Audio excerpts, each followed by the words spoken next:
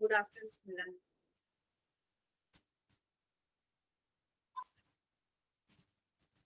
आपण आज last time आपण बिटवीननेस आणि फर्स्ट आपलं जे चॅप्टर आहे मॅथ्स 2 मध्ये, मॅथ्स 2 मध्ये फर्स्ट चॅप्टर जे आहे त्याच्यामध्ये आपण बिटवीननेस आणि डिस्टन्स बिटवीन 2 पॉइंट्स आणि बिटवीननेस हे आपण शिकलो. तर त्याच्यावरून आपली जी एक्सरसाइज आहे ती आपण प्रॅक्टिस सेट 1.3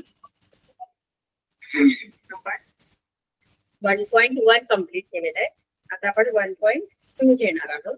1.2 मध्ये पण आपण आपल्याला मिड पॉइंट आहे, मिड पॉइंट ऑफ सेगमेंट, ते पण आपलं झालं होतं.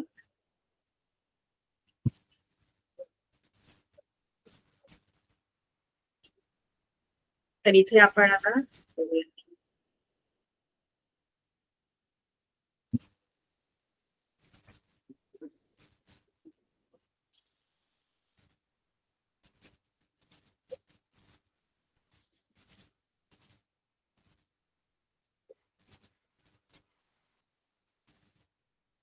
शेअर करते स्क्रीन.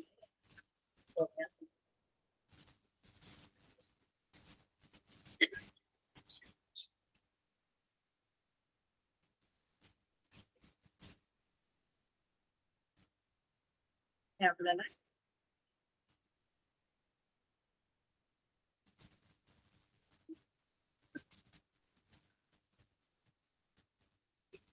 इथे आपल्याला ना 1.3 मध्ये आपण काही कंडिशनल स्टेटमेंट्स आहेत आणि कॉन्वर्स हे आपण बघणार. Conditional statements and converse. Conditional statement and converse म्हणजे काय? तर अशा स्टेटमेंट ज्या कंडिशनल आहे. कंडिशनल म्हणजे सशर्त विधान, सशर्त, शर्त, कंडिशन. कंडिशन म्हणजे काहीतरी अट असते त्याच्यामध्ये. म्हणजे आपण बोलतो ना, जर असं असेल तरच असं होईल, जर तर. इफ देन मध्ये जे आपण लिहितो, इफ देन फॉर्म मध्ये ज्या स्टेटमेंट्स असतात त्याला आपण कंडिशनल स्टेटमेंट. इफ देन म्हणजे इफ म्हणजे जर, देन म्हणजे तर. जर असं झालं तर असं होईल, त्याला आपण कंडिशनल स्टेटमेंट असं आपण म्हणतो. स्क्रीन शेअर झाली.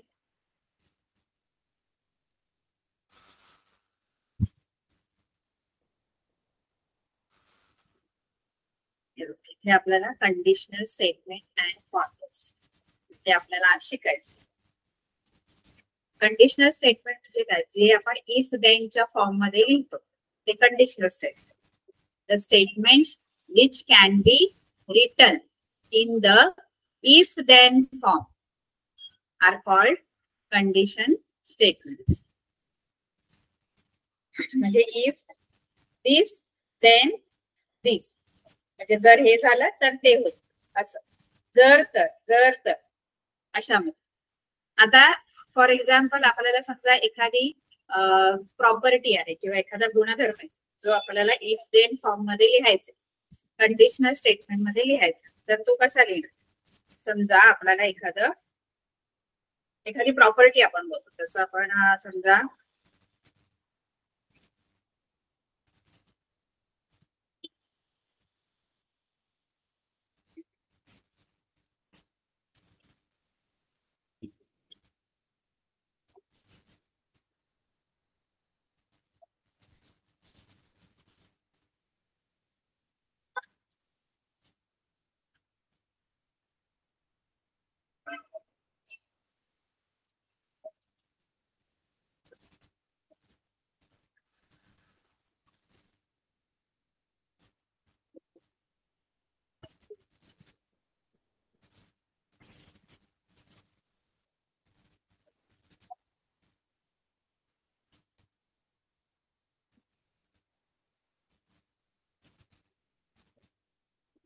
Conditional statement.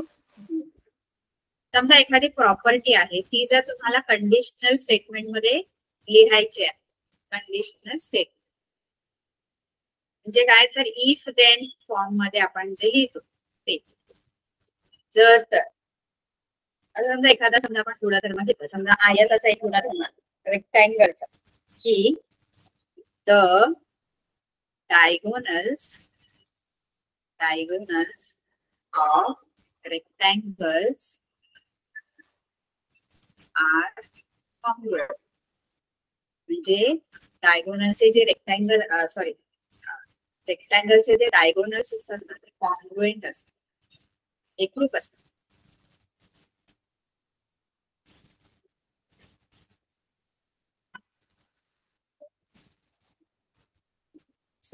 हा रेक्टँगल आहे. या रेक्टँगलचे जे डायगोनल्स असतात ते आर ऑलवेज कॉन्ग्रुएंट, ते एकरूप असतात. आता डायगोनल म्हणजे काय, तर समोरासमोरचे वर्टेक्स जोडून जी सेगमेंट बनते ती डायगोनल. इथे एसी आणि बीडी हे दोन डायगोनल आहेत आणि हे कॉन्ग्रुएंट असतात, इक्वल असतात, त्यांची लेंथ इक्वल असते. म्हणजे एसी जेवढा मापाचा असेल ना, एसी ची लेंथ जेवढी आहे ना तेवढीच बीडी ची लेंथ असते. हे रेक्टँगल मध्ये असतात. ही रेक्टँगलची प्रॉपर्टी. सगळ्याच क्वाड्रिलॅटरल मध्ये ही प्रॉपर्टी नसते, सगळ्या चौकोनांमध्ये ही प्रॉपर्टी नसते.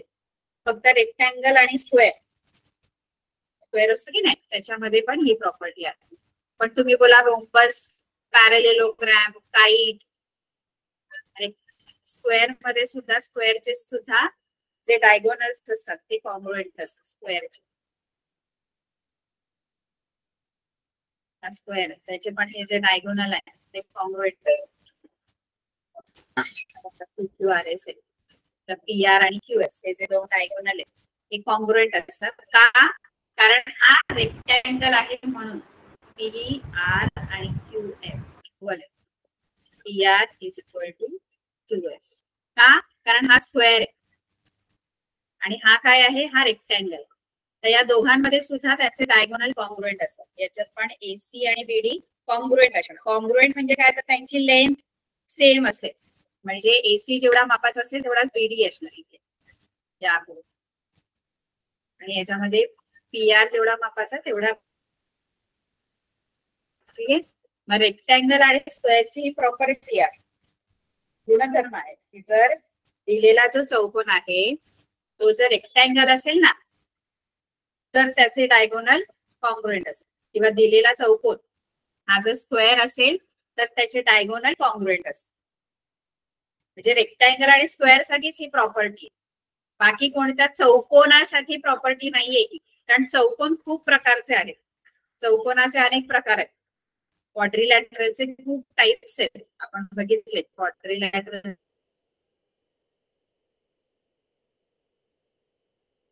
जे आहे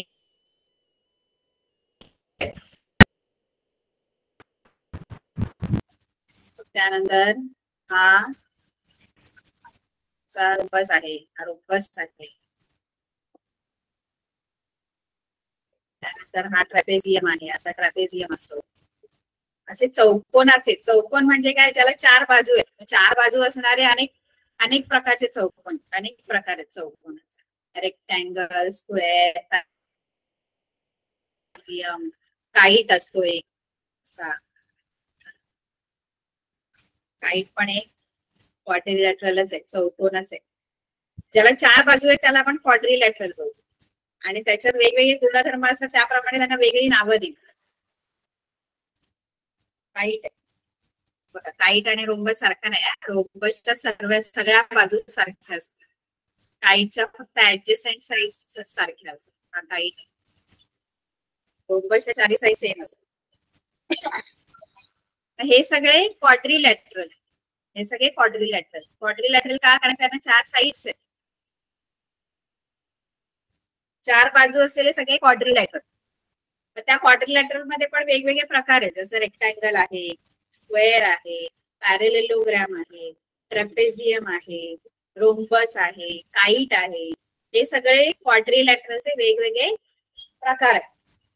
जसं ट्रायंगल मध्ये पण प्रकार असतात की नाही. ट्रायंगलचे प्रकार कोणते असतात, तर इक्विलॅटरल ट्रायंगल असतो, त्यानंतर स्केलेन ट्रायंगल असतो, त्यानंतर आयसोसेल्स ट्रायंगल असतो. मग ट्रायंगलचे जसे प्रकार आहेत, ट्रायंगल कोणता, ज्याला तीन बाजू असतात तो ट्रायंगल, आणि क्वाड्रिलॅटरल कोणता, ज्याला चार बाजू असतात तो क्वाड्रिलॅटरल. मग सगळ्या क्वाड्रिलॅटरलचे डायगोनल कॉन्ग्रुएंट असतात का, तर नाही. सगळ्या क्वाड्रिलॅटरलचे डायगोनल कॉन्ग्रुएंट नसतात. फक्त रेक्टँगल आणि स्क्वेअर या दोघांचेच जे डायगोनल्स म्हणजे असे समोरासमोरचे जे वर्टेक्स आहेत ते जॉईन केल्यानंतरची सेगमेंट बनते तिला आपण डायगोनल. ते कोणाचे कॉन्ग्रुएंट असतात? सेम असतात, फक्त रेक्टँगल आणि स्क्वेअर. आपल्याला ही जी प्रॉपर्टी आहे ही रेक्टँगलची मी तुम्हाला दिलेली आहे.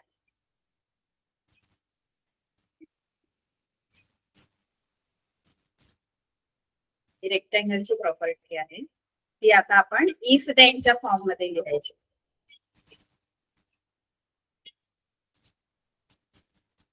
प्रॉपर्टी काय आहे? The diagonals of rectangle are congruent.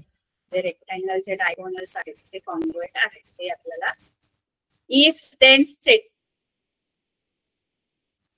फक्त इफ देनच्या ह्याच्यात लिहायचे. हीच प्रॉपर्टी, हाच गुणधर्म जो आहे तो इफ देनच्या फॉर्म मध्ये मला लिहायचा आहे.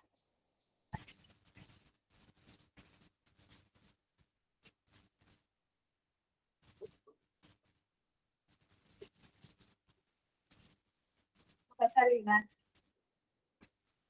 तो लिहिण्यासाठी आपल्याला काय करावं लागेल? काय प्रॉपर्टी आहे आपली की जर तर वापरायचं आपल्याला. जर तर वापरताना आपण काय करायचंय?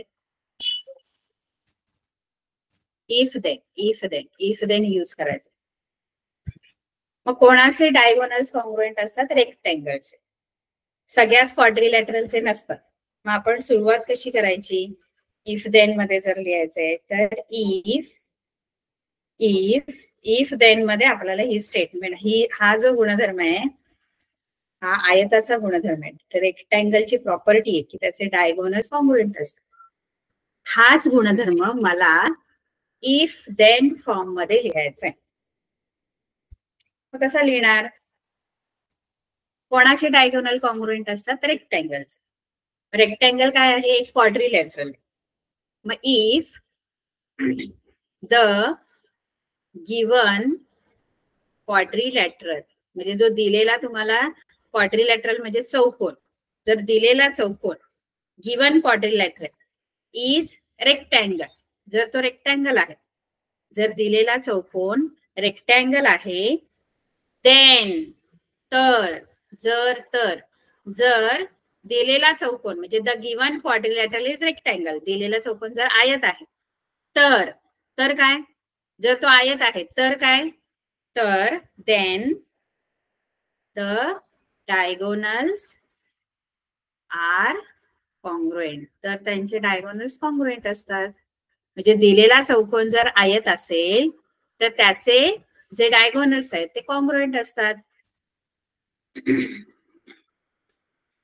आता असाच दुसरा आपण गुणधर्म घेऊया, पण तो रेक्टँगलचा नाही, तो रोम्बसचा घेऊया. आपण रोम्बस बघितलं की नाही, त्याचा घेऊया. रोम्बस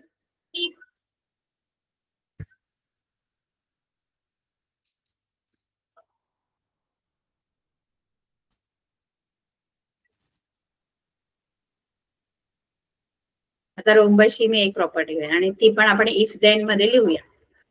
आपण प्रॉपर्टी काय आहे रोम्बसची?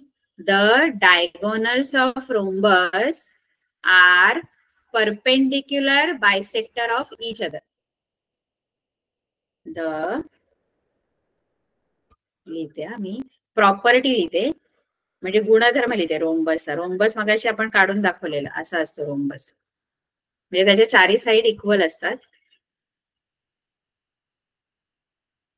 असं हे चारी साइड सेम असतात त्याचे इक्वल.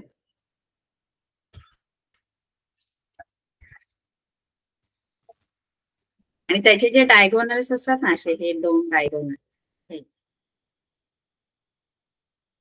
PR आणि QS हे एकमेकांना परपेंडिक्युलर पण असतात आणि ते एकमेकांना बायसेक्ट पण करतात, म्हणजे इक्वल पार्ट मध्ये डिवाइड पण करतात. म्हणजे ते परपेंडिक्युलर बायसेक्टर असतात, इक्वल नसतात, कॉन्ग्रुएंट नसतात. म्हणजे PR जेवढा आहे तेवढा QS नसतो. PR आणि QS ची लेंथ वेगवेगळी असते.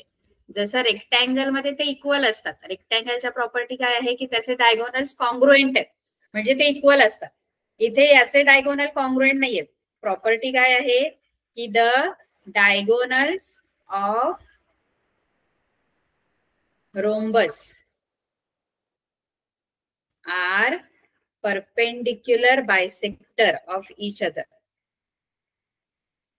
Perpendicular bisector of each other.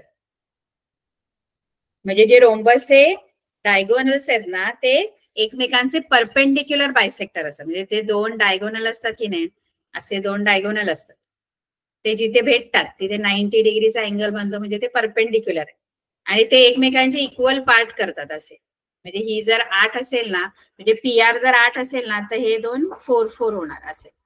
आणि ही जर 6 असेल क्यूएस तर 3-3 असे इक्वल पार्ट मध्ये डिवाइड करतात. डायगोनल्स कॉन्ग्रुएंट नसतात. डायगोनल्स परपेंडिक्युलर बायसेक्टर असतात. म्हणजे एकमेकांना परपेंडिक्युलर पण असतात आणि ते एकमेकांना बायसेक्ट करतात. म्हणजे दोन इक्वल, बायसेक्ट म्हणजे काय, तर दोन सारखे भाग करणार, दोघं पण एकमेकांचे सारखे भाग करणार. ते डायगोनल इक्वल नसतात. डायगोनल एकमेकांचे इक्वल पार्ट करतात. नीट प्रॉपर्टी समजून घ्यायची. असा जर रोम्बस आहे तुमचा,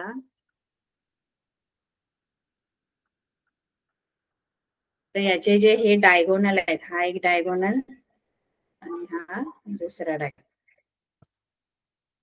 हे दोन्ही पण जिथे भेटणार तिथे 90 डिग्रीचे अँगल बनतात.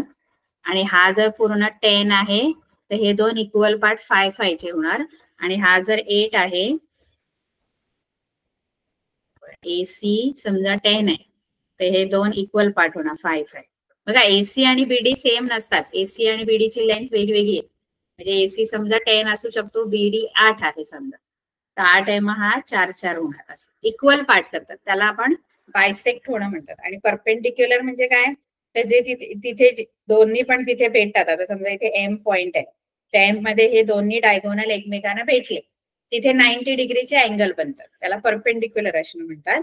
आणि बायसेक्टर म्हणजे ते दोघांचे इक्वल पार्ट करतात. जिथे भेटतात तिथे दोघांचे अर्धे भाग होतात, अर्धे अर्धे. 10 असेल तर बरोबर 5-5 चे 2 भाग होणार डायगोनलचे. आता ही प्रॉपर्टी, सेम प्रॉपर्टी आपल्याला जर इफ देन स्टेटमेंट त्याची लिहायची, तर कशी लिहिणार, इफ द गिवन, आता आपण क्वाड्रिलॅटरलच आहे ना rhombus, if the given quadrilateral is rhombus, जर गिवन क्वाड्रिलॅटरल रोम्बस असेल, म्हणजे तो जो क्वाड्रिलॅटरल आहे तो जर रोम्बस आहे, then the diagonals are perpendicular bisector of each other. त्याचे डायगोनल्स कसे असतात, परपेंडिक्युलर बायसेक्टर असतात. म्हणजे जो दिलेला चौकोन रोम्बस असेल तर त्याचे जे डायगोनल्स आहेत ते परपेंडिक्युलर बायसेक्टर असतात एकमेकांचे. त्याचे diagonals are perpendicular bisector of each other. कळलं? असे इफ देन मध्ये आपल्याला ह्या स्टेटमेंट लिहायच्या. आता आपण बघूया टेक्स्ट बुक मध्ये आपल्याला प्रॅक्टिस सेट मध्ये कसं स्टेट प्रॉपर्टीज दिल्या, त्याला आपण इफ देन मध्ये कन्वर्ट करूया. ठीक आहे.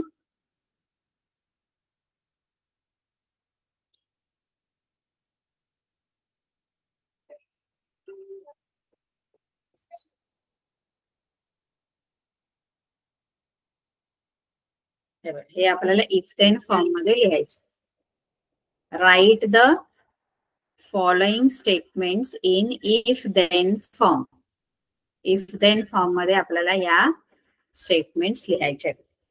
पहिलं काय स्टेटमेंट दिले, द अपोजिट अँगल्स ऑफ पॅरेलेलोग्राम,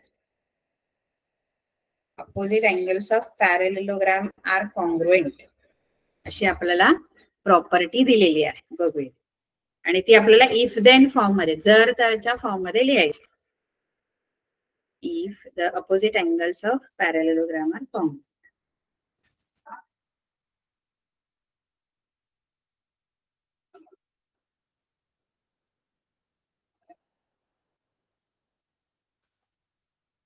काय दिलंय statement? The opposite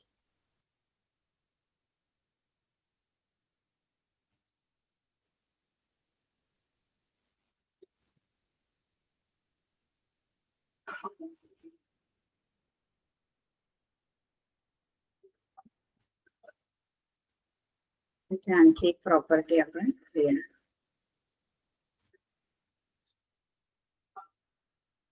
The opposite angles of parallelogram are congruent. आता पॅरेलेलोग्राम काय आहे ते आपल्याला माहित पाहिजे. म्हणजे पॅरेलेलोग्राम एक ट्रायंगल आहे, क्वाड्रिलॅटरल आहे, काय आहे ते कळलं पाहिजे.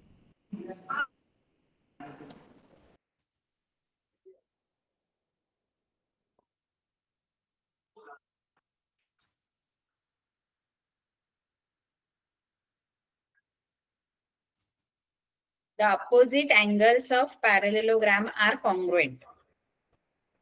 आता पॅरेलेलोग्राम असा असो, पॅरेलेलोग्राम पण एक क्वाड्रिलॅटरल आहे, चौकोन आहे, त्याला 4 बाजू असतात, 4 कोन असतात, असा असतो पॅरेलेलोग्राम. पॅरेलेलोग्रामची प्रॉपर्टी काय दिली आहे तुम्हाला, की जे अपोजिट अँगल्स आहेत पॅरेलेलोग्रामचे ते कॉन्ग्रुएंट असतात.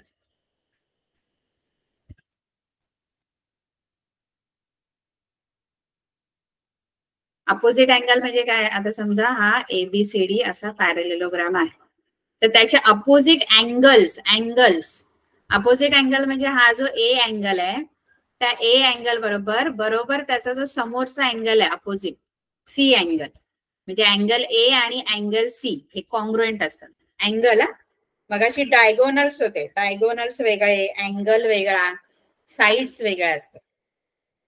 इथे अँगल A आणि अँगल C कॉन्ग्रुएंट असणार. आणि दुसरी अपोजिट अँगलची पेअर कोणती आहे? अँगल B आणि अँगल D. B आणि D हे पण अपोजिट आहे, ते पण कॉन्ग्रुएंट असतात.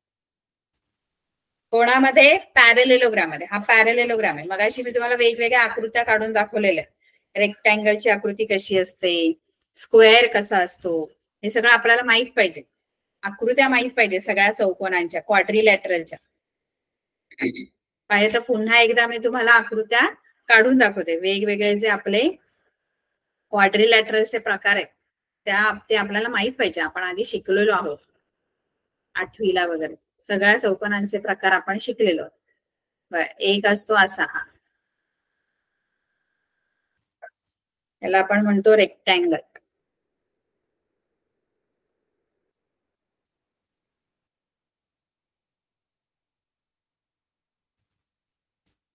हा रेक्टँगल बनतो. त्यानंतर असा जो असतो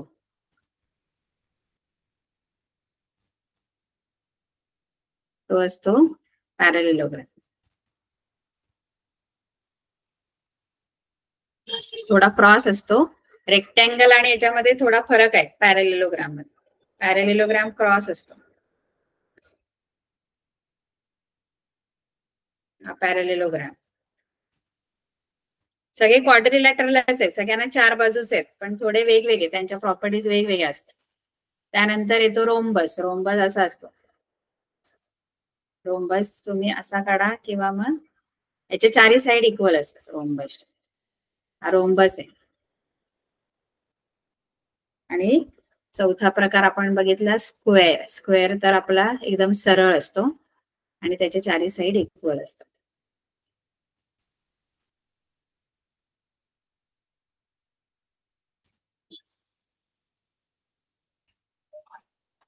हा स्क्वेअर आहे तुमचा, हा रोम्बस आहे.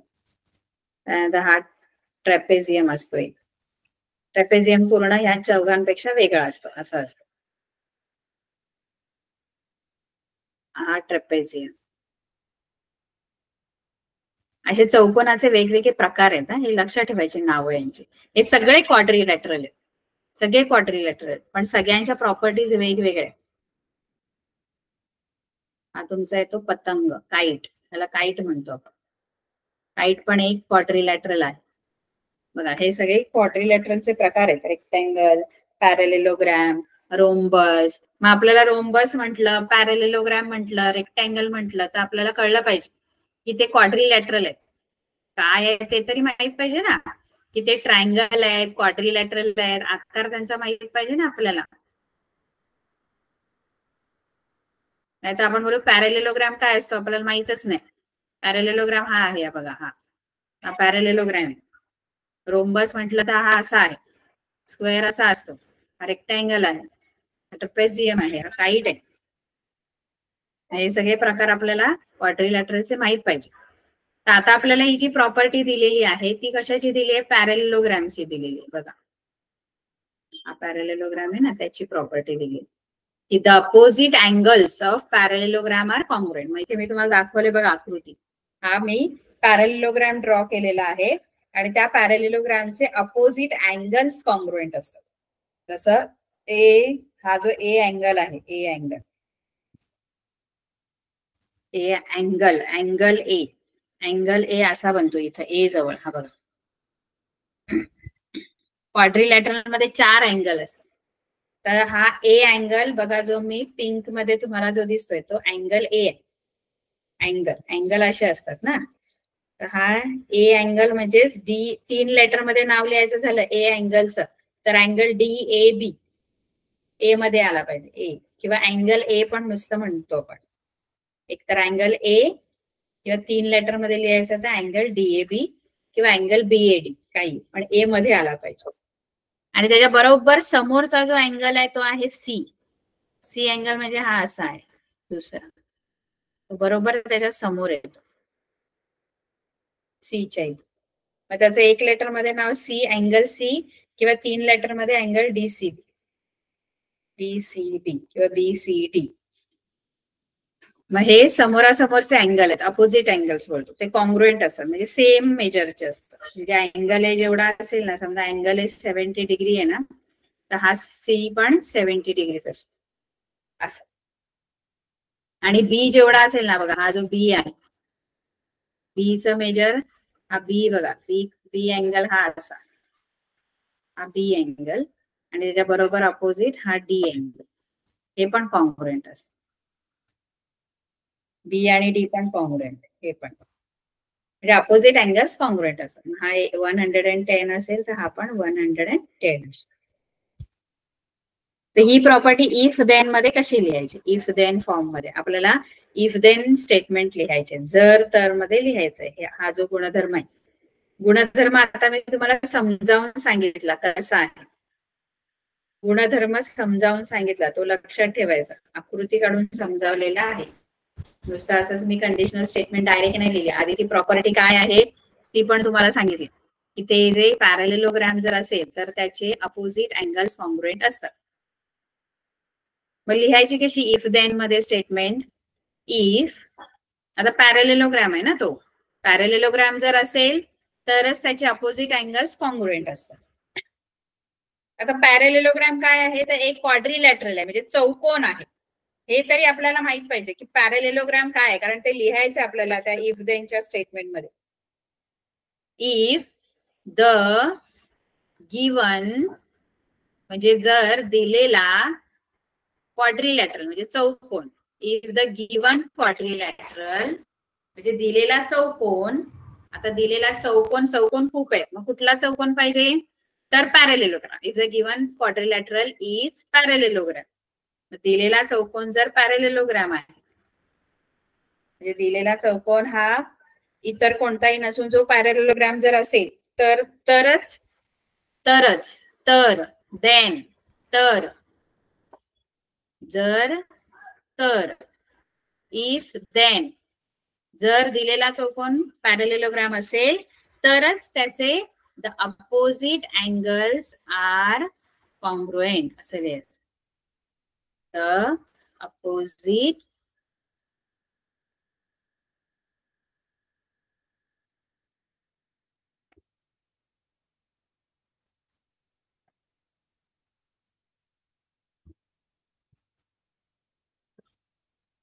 हे जे आहे ना, इफच्या पुढे लिहायचं की तो पॅरेलेलोग्राम आहे, आणि देनच्या पुढे लिहायचं की त्याचे जे अँगल्स आहेत ते कॉन्ग्रुएंट आहेत. हे देनच्या पुढे लिहायचं आणि इफच्या पुढे लिहायचं की तो पॅरेललोग्राम. देन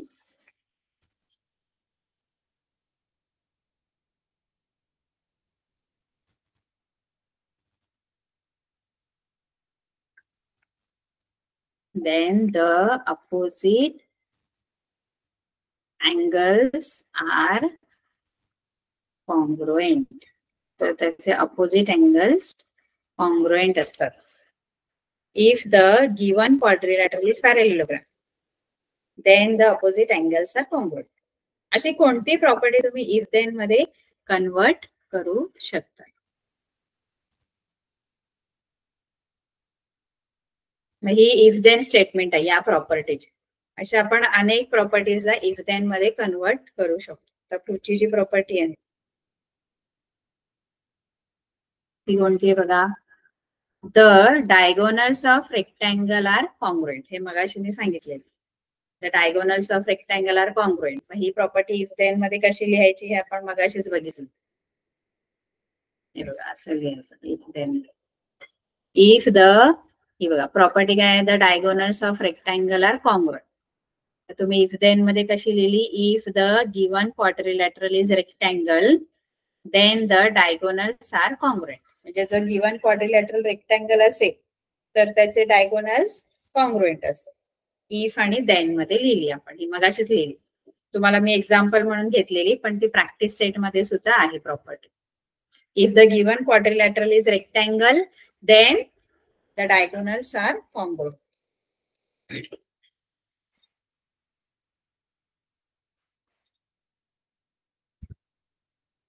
त्यानंतर आता पुढची कोणती प्रॉपर्टी आहे. ही आता जरा वेगळी प्रॉपर्टी आहे. म्हणजे ही जी आहे ती क्वाड्रिलॅटरलची नाहीये प्रॉपर्टी. तुम्हाला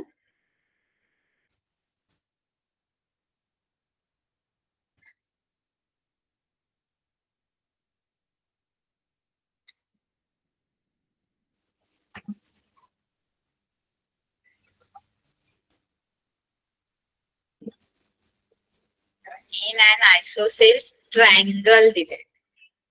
ट्रायंगल आयसोसेल्स ट्रायंगल मगासपासून जे सगळे दिले होते पॅरेलेलोग्राम रेक्टँगल रोम्बस हे चौकोन होते क्वाड्रिलॅटरल होते. आता ही जी प्रॉपर्टी दिली ती ट्रायंगलची दिलेली. In an isosceles triangle the segment joining the vertex and the midpoint of the base is perpendicular to the base. म्हणजे काय. समजा एक आयसोसेल्स ट्रायंगल आहे. ट्रायंगल आणि तो ट्रायंगल पण कोणत्या टाइपचा आहे. ट्रायंगलचे पण प्रकार आहेत. आता हा जो ट्रायंगल आहे तो आयसोसेल्स आहे. आयसोसेल्स म्हणजे त्याच्या दोन साइड इक्वल आहे. असा आहे. हा एक ही एक साइड आहे ना ए बी आणि ए सी इक्वल आहे. दोन साइड ज्याच्या इक्वल असतात त्याला आपण आयसोसेल्स ट्रायंगल म्हणतो. ज्याच्या तिन्ही साइड इक्वल आहेत. तिन्ही साइड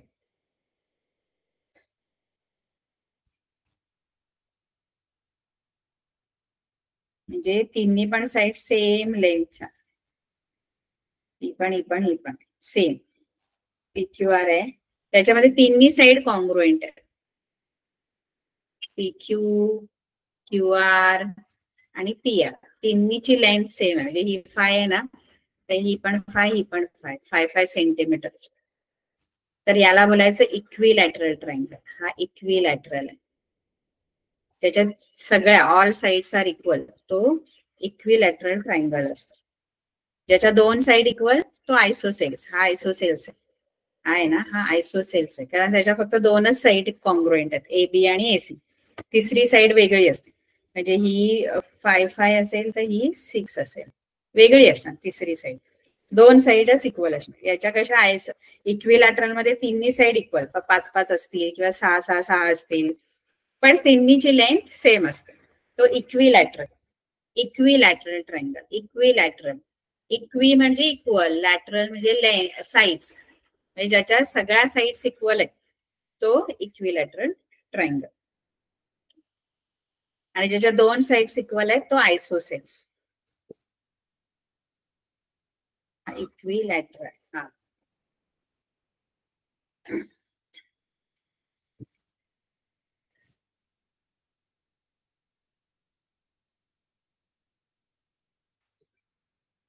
हा आयसोसेल्स. आणि तिसरा स्केलेन असतो. स्केलेन म्हणजे कुठल्या साइड इक्वल नसतात, तिन्ही वेगवेगळ्या, ही 4 असेल, ही 5 असेल, ही 6 असेल, याला बोलायचं स्केलेन ट्रायंगल. Scalene triangle. आपल्याला ही जी प्रॉपर्टी दिली आहे ती कोणत्या ट्रायंगलची दिली आहे? आयसोसेल्स, म्हणजे या पहिल्या ट्रायंगलची दिली, इक्विलॅटरल आणि स्केलेन ट्रायंगलची नाही दिली. मग जसे क्वाड्रिलॅटरलचे वेगवेगळे प्रकार आहेत तसे ट्रायंगलचे पण प्रकार. ट्रायंगलचे 3 प्रकार पडतात, साइड वरून 3, अँगल वरून 3. क्वाड्रिलॅटरल मध्ये आपण बघितले parallelogram, rhombus, rectangle, square, kite, ट्रेपेझियम, हे सगळे क्वाड्रिलॅटरलचे टाइप्स. आता आयसोसेल्स ट्रायंगल जो आहे त्याची काय प्रॉपर्टी दिली तुम्हाला, की या आयसोसेल्स ट्रायंगल मध्ये जो वर्टेक्स आहे, कोणता पण वर्टेक्स, वर्टेक्स म्हणजे हे 3 वर्टेक्स आहेत, ए, बी आणि सी, हे 3 वर्टेक्स आहेत. तर कोणताही वर्टेक्स मधून, म्हणजे जो बेस आहे, बेस म्हणजे हा बघा, हा बेस आहे, त्याला बेस म्हणतो. ही जी बीसी आहे ना साइड, ती बेस. मग बेसचा मिड पॉइंट घ्यायचा, बेसचा बरोबर मधला पॉइंट, मिड पॉइंट. समजा एम आहे, तो काय आहे? बीसीचा मिड पॉइंट आहे, बरोबर मधला. म्हणजे ही पूर्ण जर 6 असेल तर हे 3-3 सेंटीमीटरचे 2 सारखे भाग केले आपण, बरोबर. एम जो आहे तो मिड पॉइंट आहे, एम काय आहे? Mid point. मग तो मिड पॉइंट आणि समोरचा वर्टेक्स म्हणजे हा ए, म्हणजे एम मिड पॉइंट याचा बेसचा, आणि त्या बेसचा समोरचा हा जो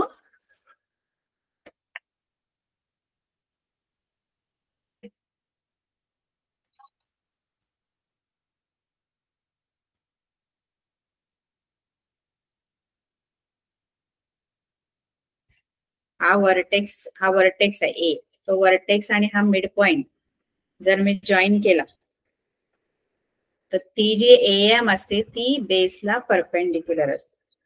ऍक्च्युली एएम ही मीडियन आहे, कारण मिड पॉइंटला जोडणारी जी असते ती मिड पॉइंट आणि समोरचा वर्टेक्स जोडला की ती मीडियन बनते. एएम ही ऍक्च्युली आहे मीडियन, पण मग तो त्याचा परपेंडिक्युलर पण बनतो. एएम जो आहे तो परपेंडिक्युलर किंवा अल्टिट्यूड पण बनते, आपण त्याला अल्टिट्यूड म्हणतो किंवा परपेंडिक्युलर. आता हे कधी होतं? जर तो आयसोसेल्स ट्रायंगल असेल तेव्हाच. बाकी कोणताही ट्रायंगल असेल, समजा स्केलेन ट्रायंगल आहे, तर स्केलेन ट्रायंगल मध्ये अल्टिट्यूड वेगळी असते, कारण हा बघा मिड पॉइंट इथे कुठेतरी असतो, तर ही मीडियन बनेल आणि जो अल्टिट्यूड असतो तो सरळ येतो, हा अल्टिट्यूड आहे. एपी हा एबीसी असेल समजा, तर एबीसी मध्ये एपी अल्टिट्यूड आहे किंवा परपेंडिक्युलर आहे, आणि एएम जी आहे ती मीडियन आहे. कारण मीडियन म्हणजे काय? तर मिड पॉइंट आणि वर्टेक्स याला जोडणारी जी असते ती मीडियन असते, आणि वर्टेक्स मधून सरळ जी 90 डिग्रीचा अँगल करणारी जी लाईन येते खाली तिला परपेंडिक्युलर बोलतात. मग स्केलेन ट्रायंगल मध्ये दोन्ही गोष्टी वेगवेगळ्या आहेत. स्केलेन मध्ये परपेंडिक्युलर वेगळा आणि मीडियन वेगळी, पण आयसोसेल्स मध्ये जी मीडियन आहे ना तीच परपेंडिक्युलर असते, कारण तो आयसोसेल्स आहे. ती प्रॉपर्टी आहे वेगळी आयसोसेल्सची, की आयसोसेल ट्रायंगल मध्ये जी मीडियन असेल ना, म्हणजे मिड पॉइंट आणि समोरचा वर्टेक्स, म्हणजे साइडचा मिड पॉइंट आणि समोरचा वर्टेक्स जॉईन केला की ती ऍक्च्युअली मीडियन असते, पण तीच मीडियन त्याची परपेंडिक्युलर पण असते, म्हणजे ती त्याची अल्टिट्यूड पण बनते. म्हणजे दोन्ही गोष्टी एकच आहेत, एएम ही मीडियन पण असणार, एएम ही अल्टिट्यूड पण असणार.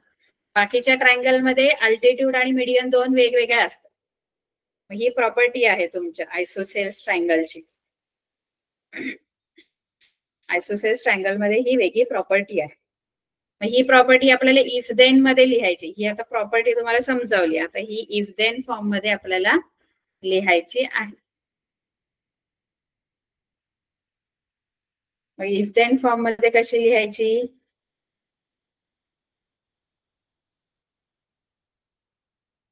इफ द गिवन, आता क्वाड्रिलॅटरल नाहीये, आता तो ट्रायंगल आहे, मग ते ट्रायंगल लिहायचं. जर तो क्वाड्रिलॅटरल असेल तर quadrilateral. If the given triangle, triangle आहे, तो कोणता टाइपचा ट्रायंगल आहे? तर isosceles. If the given triangle is isosceles, isosceles triangle, जर तो आयसोसेल्स ट्रायंगल असेल, if the given triangle is isosceles triangle, then, जर तो आयसोसेल्स ट्रायंगल असेल तर काय? तर द लाईन किंवा सेगमेंट, काय दिले तुमच्या स्टेटमेंट मध्ये ते लिहायचं. स्टेटमेंट मध्ये काय दिले बघा?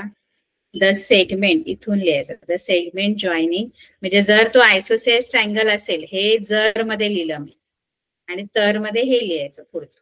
The segment joining the vertex पूर्ण लिहायचं तर मध्ये. इफ देनच्या नंतर हे सगळं लिहायचं. हे बघा, हे आहे ते इफ नंतर लिहायचं. इफ नंतर काय की तो आयसोसेल्स ट्रायंगल आहे. If the given triangle is isosceles triangle, जर गिवन ट्रायंगल आयसोसेल्स आहे, देन, तर काय? तर हे लिहायचं सगळं.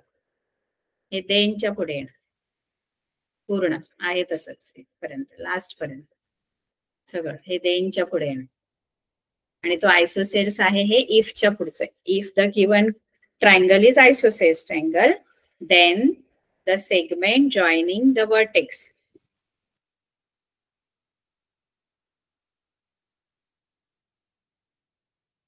then the segment joining the vertex and the midpoint of base is perpendicular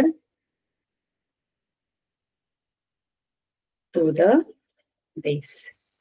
तर ती बेसला परपेंडिक्युलर असते. हे देनच्या पुढे पूर्ण जे दिलेलं आहे ते लिहायचं. कळलं सगळ्यांना? तर हे आपलं कंडिशनल स्टेटमेंट कसं लिहायचं ते आपल्याला दिलेलं. ठीक आहे. आता पुढे आपल्याला शिकायचं कॉन्व्हर्स कसं लिहायचं. कॉन्व्हर्स म्हणजे इफ देन स्टेटमेंट जी आहे त्याचा कॉन्व्हर्स कसं लिहायचं.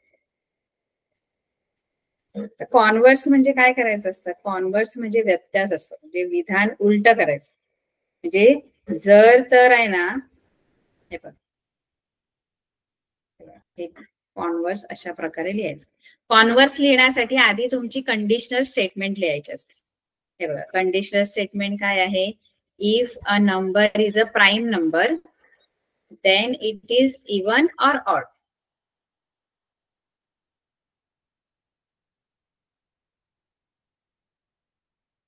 इथे एक प्रॉपर्टी तुम्हाला दिले. If a quadrilateral is a rhombus, then its diagonals are perpendicular bisector of each other. हे आपण मगाशी बघितलं. ही स्टेटमेंट आहे. आता याचं कॉन्व्हर्स कसं करायचं? तर कॉन्व्हर्स मध्ये आपण काय करतो? कॉन्व्हर्स मध्ये आपण जे इफ आणि देन नंतरचे जे स्टेटमेंट असतात ते चेंज करतो, इंटरचेंज करतो. इंटरचेंज करतो म्हणजे काय करतो? जे इफच्या पुढे आहे ते देनच्या पुढे जातं, आणि ते देनच्या पुढे आहे ते इफच्या पुढे जातं. म्हणजे काय? बघा, आता ही कंडिशनल स्टेटमेंट आहे.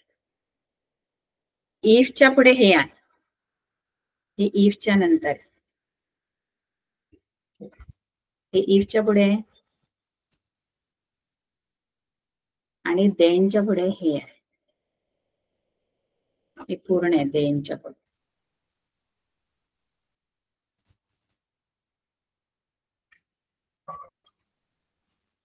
तर हे ना इंटरचेंज करायचं. म्हणजे हे जे आहे ना, अ क्वाड्रिलॅटरल इज अ रोम्बस, ते इथे जाणार, देनच्या नंतर जाणार. म्हणजे हे इकडे जाणार आणि हे इकडे येणार. म्हणजे त्यांना त्याच्या स्टेटमेंट आहेत त्या इंटरचेंज करायच्या आपण.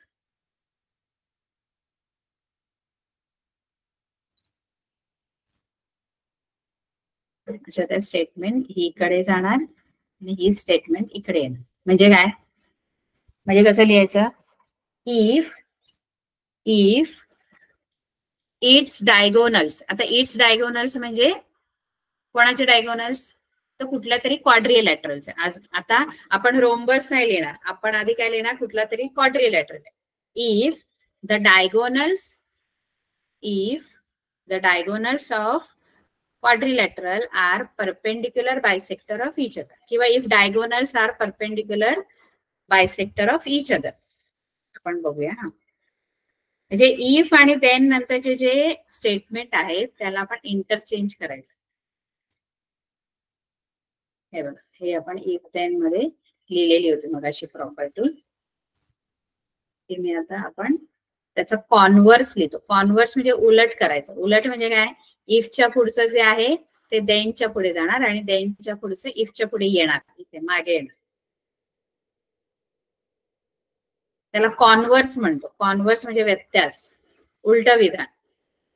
म्हणजे जर एखाद्या चौकोनाचे कर्ण एकरूप असतील तर तो चौकोन आयत असतो, असं. आयत, जर तो आयत असेल तर त्याचे कर्ण एकरूप असतात, आणि जर कर्ण एकरूप असतील तर तो आयत असतो, असं उलट विधान. म्हणजे जर आकाशात ढग दाटून आले तर पाऊस येतो, आणि जर पाऊस येतोय तर आकाशात ढग दाटून आले, तर त्याचा अर्थ होतो उलट विधान. तर आधी मी काय म्हणाली, जर आकाशात ढग दाटून आले तर पाऊस पडेल, आणि जे पाऊस पडेल ते विधान जरच्या इथे आणायचं, कारण ते आधी तरच्या पुढे होते. जर पाऊस पडेल तर आकाशात ढग दाटून येतील, असा त्याचा अर्थ होतो. मग इफच्या पुढे जे आहे हे, ते जाणार देनच्या पुढे. म्हणजे देनच्या पुढे आहे हे जाणार इफच्या पुढे. म्हणजे कसं, इफ द, हे देनच्या पुढे हे जे आहे, if the diagonals are perpendicular, पूर्ण लिहायचं इथपर्यंत. देनच्या पुढे इफ, देनच्या पुढचं इफच्या पुढे लिहायचं. If the diagonals are perpendicular bisector of each other, then, आता देनच्या पुढे काय येईल, जे इफच्या पुढे, देन द गिवन क्वाड्रिलॅटरल. बघा, आधी हे इफच्या पुढे होता, आता ते देनच्या पुढे आहे. Then the given quadrilateral is rhombus. म्हणजे ही तुमची पहिली जी आपण लिहिली ती कंडिशनल स्टेटमेंट आहे, आणि आता जो लिहिला तो त्याचा कॉन्व्हर्स आहे, व्यत्यास आहे. हा जो आहे ना, हा त्याचा कॉन्व्हर्स आहे. हा कॉन्व्हर्स आहे, कॉन्व्हर्स लिहिला. म्हणजे इफच्या पुढचं देनच्या पुढे जाणार, देनच्या पुढचं इफच्या पुढे जाणार. तर हे कळलं असेल तर व्यवस्थित समजून घ्या, आणखी व्यवस्थित. ठीक आहे. आणि आपल्याला हा अभ्यास करायचा आहे. कोणता अभ्यास करायचा आहे तुम्हाला, हे जे 1.3 मध्ये आता मी जे सांगितले कंडिशनल स्टेटमेंट लिहायचे तुम्हाला. हा होमवर्क आहे. प्रॅक्टिस सेट 1.3 मध्ये फर्स्ट क्वेश्चन सॉल्व्ह करायचं. प्रॅक्टिस सेट 1.3 मध्ये फर्स्ट क्वेश्चन तुमचा होमवर्क आहे.